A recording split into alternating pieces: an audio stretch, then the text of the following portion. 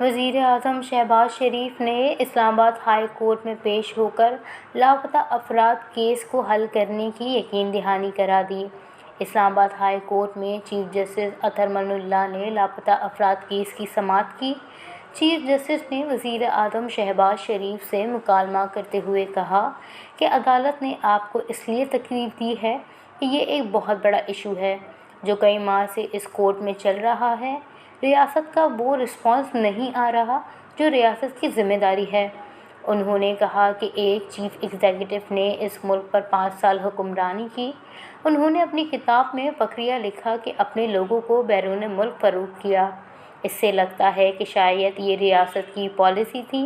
آئین کی بات کریں تو ریاست کے اندر ریاست نہیں ہو سکتی۔ یہ عدالت انویسٹیگیشن ایجنسی نہیں، آئینی عدالت ہے۔ معاملہ وفاقی کابینہ کو بھجوایا گیا۔ آپ نے کابینہ کمیٹی تشکیل دی۔ یہ معاملہ صرف کمیٹی کی تشکیل کا نہیں، اس کورٹ نے مناسب سمجھا کہ آپ کو بتائیں کہ دراصل ایشو کیا ہے۔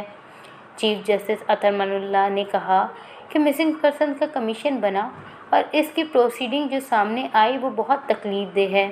ریاست کی ذمہ داری ہے کہ ان کی تکلیف کا ازالہ کریں۔ حراستی مراکز قائم ہیں جہاں سے لوگ بازیاب ہوئے ہیں، لیکن کوئی ایکشن نہیں ہوا۔ یہ تاثر ہمارے نیشنل سیکیورٹی کو متاثر کرتا ہے۔ سیاسی قیادت نے اس مسئلے کو حل کرنا ہے۔